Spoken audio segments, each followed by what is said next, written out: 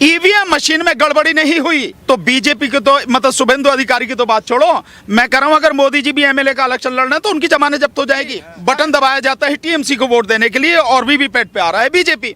इसका मतलब साफ है कि वो बेईमान, और बीजेपी को उसकी नस ये मालूम है कि ये बेईमान है, उसकी फाइल खोल कर रखती है। लीजिए कि सीए का जिक्र अगर करेंगे तो उन पे जो है लोग उनको किसी हालत में उनकी सूरत देखने को तैयार नहीं है, मार मार के भगा देंगे गांव से लोग। यहाँ तक कि मुख्यमंत्री की जो रैली मीटिंग हो रही है उनमें सीटें खाली पड़ी, कुछ भी नहीं है। ध्यान भी उन्होंने पश्चिम बंगाल पर लगाया हुआ है।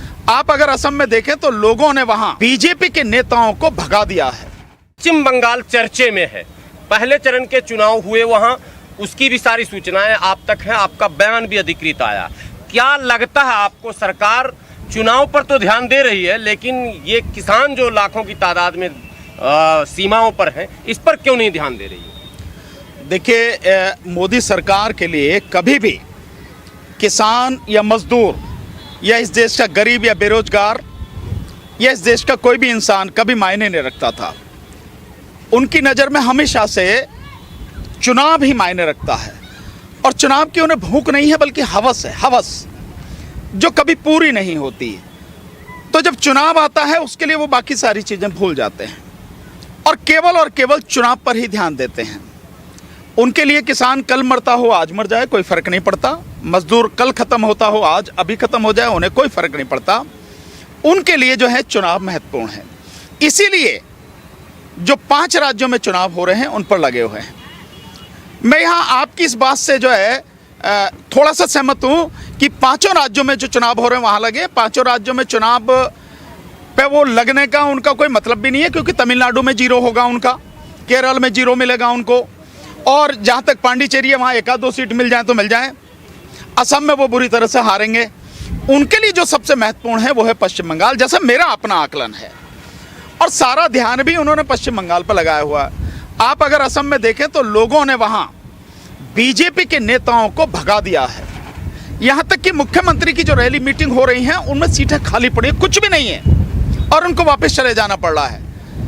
तो असम भी इतना महत्वपूर्ण नहीं है उनके लिए जितना महत्वपूर्ण इस चुनाव में पश्चिम बंगाल हो गया है। सर, एक सवाल, आपने आसाम का जिक्र किया है, पिछले 2-3 सालों से, अब तो 2 साल पूरे हो गए, सीए पर सरकार का बड़ा जोर था।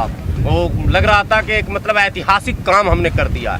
आसाम के चुनाव में, पूरे चुनाव में जितना भी मैंने नेताओं के भाषण जो भी हुए हैं उसमें सीए का कहीं जिक्र नहीं, क्यों नहीं? इसी बात से अब अंदाजा लगा लीजिए कि सीए का जिक्र अगर करेंगे तो उन पे जो है लोग उनको किसी हालत में उनकी सूरत देखने को तैयार नहीं है, मार मार के भगा देंगे गांव से लोग। ये हालत है बीजेपी की असम में, इसीलिए वो सीए का जिक्र नहीं कर रहे हैं बल्कि माफी मांगते फिर रहे हैं। जो मुख्यमंत्री हैं वो माफी मांग रहे हैं कि हमसे बहुत बड़ी गलती हो गई, हमने सीए एनआरसी की बात की, हमें नहीं करनी चाहिए थी, हमें माफ कर दीजिए। इसलिए वो नहीं कर रहे हैं, क्योंकि जैसे ही सीए एनआरसी की बात करेंगे वोट तो बहुत दूर की बात है, उन्हें घुसने नहीं देंगे लोग गांव में। ये स्थिति उनके साथ में है। बंगाल में लगातार वो एनआरसी की बात कर रहे हैं। नहीं, देखिए उनका वही है, जहां जिस चीज से उनको फायदा होगा वहां वो बात करेंगे। यहां सीए एनआरसी की बात करेंगे तो वोटों का ध्रुवीकरण होगा पश्चिम बंगाल में, क्योंकि बहुत बड़ी संख्या पश्चिम बंगाल में मुस्लिम समाज की है, इसलिए यहां ये बात कर रहे हैं ताकि ये किसी तरह से ध्रुवीकरण हो जाए, और ध्रुवीकरण का फायदा हमेशा बीजेपी को मिलता है और यहां भी वही मिले, इसलिए यहां पर बात कर रहे हैं। और यही सवाल सब लोगों को पूछी जानी चाहिए कि जब सीएनआरसी की बात करते हो, सीएनआरसी किसी प्रदेश विशेष के लिए तो आएगा नहीं, आप तो पूरे देश की बात कर रहे हैं, तो फिर वहां क्यों नहीं बात कर रहे और यहां क्यों कर रहे हैं? इसी से उसका दोगला चरित्र बीजेपी का समझ में आ जाना चाहिए लोगों को। एक महत्वपूर्ण सवाल सर आ गया, शुभेंदु अधिकारी या इस तरह के जितने भी नेता जो टीएमसी से भाजपा में गए, तो 10 वर्षों तक टीएमसी में रहे और प्रभाव पूर्ण रहे वो, तो तब तो जय श्री राम का वो नारा नहीं लगाते थे। क्या इससे पहले वो हिंदू नहीं थे या भाजपा में आने के बाद ही वो हिंदू बने? नहीं, बात यह है कि भाजपा में वो किस लिए आए हैं ये देखने की जरूरत है। मैंने जो अब तक का मेरा अनुभव है, और ये बिल्कुल सही है, जितने भी आंकड़े अगर आप देखो, अगर किसी दूसरी पार्टी से व्यक्ति बीजेपी में जा रहा है, इसका मतलब साफ है कि वो बेईमान है, और बीजेपी को उसकी नस ये मालूम है कि ये बेईमान है, उसकी फाइल खोल कर रखती है। इसलिए उसे अगर अपनी फाइल जो दबा के रखनी है, अपने आप को कानूनी प्रक्रिया से बचाना है, जेल जाने से बचना है, तो बीजेपी में आ जाता है। और आप जानते हो कि बीजेपी कैसी गंगा है कि कितना ही भी पाप किए हुए हो, जैसे ही बीजेपी में आएगा वो शुद्ध हो जाता है। समझे ना जी? तो ये है चीज, ये सारे के सारे वो लोग हैं जो देश के लिए, प्रदेश के लिए वाकई में आप इन्हें कलंक कह सकते हो। तो ये सारे के सारे लोग कितने ही भी दूषित हों, चाहे कितने भी अपराधी हों, पर बीजेपी में आके उनके जो अपराध है ना वो क्षमा हो जाते हैं, उनके खिलाफ कोई कार्रवाई नहीं होती और बीजेपी इसका फायदा उठाती है। देखो इस पार्टी को छोड़ के लोग हमारे साथ आ रहे हैं तो इस पार्टी की हालत क्या है, लोग इनसे खुश नहीं हैं। ये उसका एक तरीका है, उसका एक ढंग है। शुभेंदु अधिकारी दावा कर रहे हैं कि हम 50,000 वोट से जीत रहे हैं। नहीं, बहुत अच्छी बात है, दावा करने में क्या जाता है। मैं दावा कह रहा हूं, वो दावा कर रहे हैं तो मैं ये दावा कर रहा हूं, अगर ईवीएम मशीन में बेईमानी नहीं हुई, ईवीएम मशीन में गड़बड़ी नहीं हुई, तो बीजेपी की तो मतलब शुभेंदु अधिकारी की तो बात छोड़ो, मैं कह रहा हूं अगर मोदी जी भी एमएलए का इलेक्शन लड़ रहे हैं तो उनकी जमानत जब्त हो जाएगी। अगर ईवीएम से चुनाव नहीं होगा तो, ईवीएम में गड़बड़ी नहीं होगी तो। लेकिन जिस तरह की पहले चरण के मतदान के बाद में न्यूज आ रही हैं और उसमें बताया जा रहा है कि बटन दबाया जाता है टीएमसी को वोट देने के लिए और वीवीपैट पे आ रहा है बीजेपी, इसका मतलब गड़बड़ी है। तो और इसके लिए जो टीएमसी इलेक्शन कमीशन में भी गई है, जाके वहां शिकायत करने गई है। पर मेरा कहना यह है कि आप वहां जा रहे हो शिकायत करने, आप सड़क पे क्यों नहीं आते हो? अभी तो 7 फेज का चुनाव बाकी है। पहले ही ये जो सारी चीजें हैं, पहले ही ममता जी को चुनाव होने से पहले सड़क पे आना था और घोषणा करनी थी, मैं अपने प्रदेश में ईवीएम से चुनाव नहीं होने दूंगी। अगर ईवीएम से चुनाव होगा तो मैं इलेक्शन कमीशन को घुसने नहीं दूंगी, और फिर भी अगर घुसोगे तो उन्होंने कहा नहीं। और अब मशीनों में गड़बड़ी सामने आ रही है तो अब इस बात को उठा रहे हो, और अगर अब उठा रहे हो तो कम से कम अब भी इतना कर लो, 7 चरण का जो मतदान होना है होने ही मत दो उसको। सड़क पे आओ और सड़क पे आकर कहो कि ईवीएम से नहीं होने देंगे, बैलेट पेपर से चुनाव कैंसिल होता है, होने दो। एक तरफ जहां ईवीएम का पूरे देश में विरोध हो रहा है, उस विरोध करने वालों में कई चेहरे हैं, एक आप भी प्रमुख चेहरों में हैं। बिहार में पंचायत चुनाव में अब ईवीएम का इस्तेमाल होने की बात हो रही है। तो सीधी बात है कि बेईमानी इतनी चढ़ गई है नेताओं के दिमाग में कि किसी भी स्तर पर सत्ता उनके हाथ में रहनी चाहिए, चाहे प्रधानी का इलेक्शन हो, चाहे बीडीसी का हो, चाहे जिला पंचायत का हो, चाहे नगर पालिका हो, एमएलए एमपी किसी का भी हो। ये लोगों को सोचना है और ये उन नेताओं को भी सोचना है जो इस ईवीएम से जिनका जीवन बर्बाद हो रहा है, ये उनको भी सोचना है। पर अगर वो नहीं सोचते हैं, अगर वो विरोध नहीं करते हैं और जनता भी घरों में ही बैठी रहती है, क्योंकि जनता भी बड़े मजेदार है इस देश की जनता।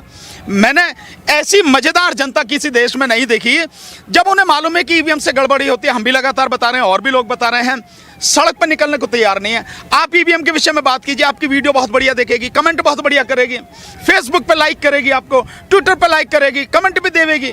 लेकिन जब उससे कहा कि भैया यहाँ जब प्रदर्शन करने ईवीएम के खिलाफ, तो घर में से निकल के नहीं आते। तब क्या करोगे आप? और अगर आप घर में बैठे रहोगे तो ईवीएम खत्म नहीं होगी, क्योंकि ईवीएम कैसे खत्म होगी इसको समझ लेना चाहिए।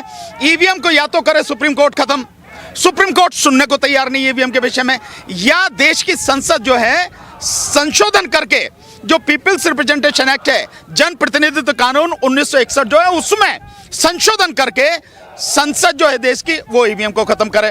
और वो जब करेगी जब उसे पता लगेगी कि भैया अब इसके अलावा कोई चारा नहीं है। जैसे किसान आंदोलन ने इस सरकार के सामने वो परिस्थिति खड़ी कर दी है कि जब तक ये कानून वापस नहीं होंगे किसान घर जाने वाला नहीं है। इसी तरह से ईवीएम को खत्म कराने वाले जो लोग हैं उनको भी यही सोचना चाहिए कि भैया 5 मोर्चे किसानों ने घेर रखे हैं, दिल्ली के बकाया जो बचे मोर्चे हैं उनको भी घेरो, सारे के सारे ईवीएम वाले आके घेरो, चाहे निजीकरण वाले आके घेरो, सब घेरो इसको। और सरकार पे इतना दबाव पड़ना चाहिए ताकि ये वापस हो। जब तक ये वापस नहीं होगी तब तक सत्ता आपके हाथ में नहीं आएगी, और सत्ता आपके हाथ में नहीं आएगी तो बीजेपी सत्ता में बनी रहेगी, और बीजेपी सत्ता में बनी रहेगी ये समस्याएं जो कि तो रहेंगी, देश बर्बादी की तरफ बढ़ता रहेगा। इसका आखिर समाधान कैसे होगा? समाधान बहुत सीधा है, जन आंदोलन की तरफ ये किसान आंदोलन बढ़ गया है और इस सरकार को उखाड़ के फेंके। इस पे इतना प्रेशर होना चाहिए कि ये सरकार इन बातों को मानने के अलावा कोई चारा ना रहे, तभी ये संशोधन होगा, अन्यथा नहीं होगा। अगर 5 राज्य के चुनाव परिणाम भारतीय जनता पार्टी के हित में अगर आ गए तो क्या होगा? 5 राज्यों के चुनाव सर्वसाम नहीं आ सकते, मैं आपको बता रहा हूं।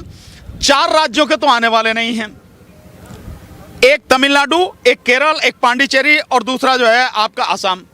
जो 5वां है पश्चिम बंगाल, उसके चुनाव का मैं कह नहीं सकता। जैसी रिपोर्ट आ रही है, अगर यही कंटिन्यू रहा, आगे बढ़ता रहा, ईवीएम में गड़बड़ी रही, तो निश्चित रूप से वो जीतेंगे।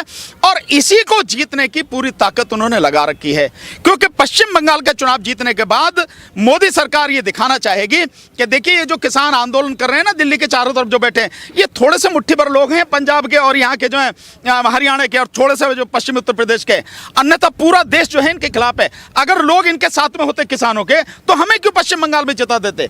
इसलिए पश्चिम बंगाल की जो जीत है उस पर जितना इन्होंने दांव लगा रखा है वो बहुत महत्वपूर्ण है। भानु प्रताप जी, पश्चिम बंगाल के मतदाताओं से क्या अपील करेंगे आप? बहुत सीधी सीधी, भैया सड़क पे आओ, और नहीं तो ईवीएम,